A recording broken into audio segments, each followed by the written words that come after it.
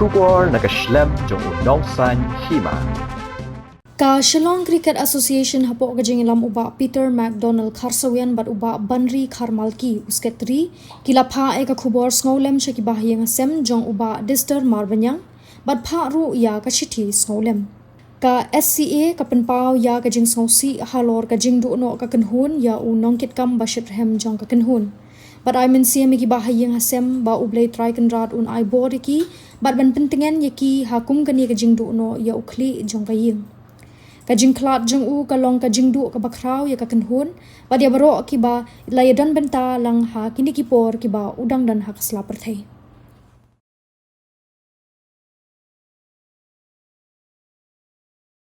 Nakalang jong ka Shillong Cricket Association iban pau ka jing sosi ka Khraw aba ngadu no kensan ya ba Dister mamaniang ibalong ni presiden jong ka East Kasihil district bat tunjuk dalam teng u ex member jong ka Shillong Cricket Association ba Dister idong breu iba tresh tong ba cricket bat jur kumbang tip entah I bat ya presiden jong ka East Kasihil district di tresh tong kunu ban peni ya ki kena nak tiga thajit itu syang keleng district ban julik keleng district ban peni ban wa ya ki kena kasih jini ban yo ban yele kai kan cricket ban ke Jingduh ke Jingkhlad kenet nak jeni ka pelong Jingduh ini ke Khraw ha pada state bro kawai madi beri bo tresh tam aku sim ba dan kata kamon jeni ba inju perkat yang kamu jam jong match yang cricket akhmat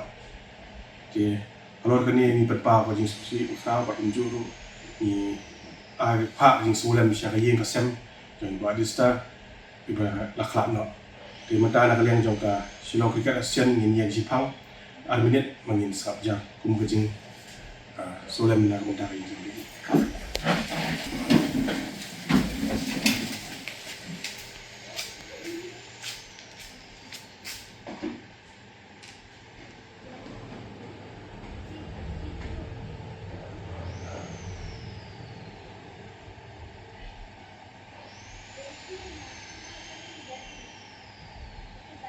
Dua kepang dulu,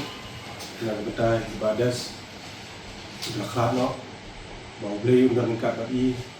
ada dan bidung bijing, kipop beriat badan hai bau beli ai kata cimak di, gua bini no, berkuai seneng, dia berkunjung bini hai, ia yang jejak hai mau cukup, minta ini nak cukup dia na, kemudian message, ngai transfer ini, bawa kita.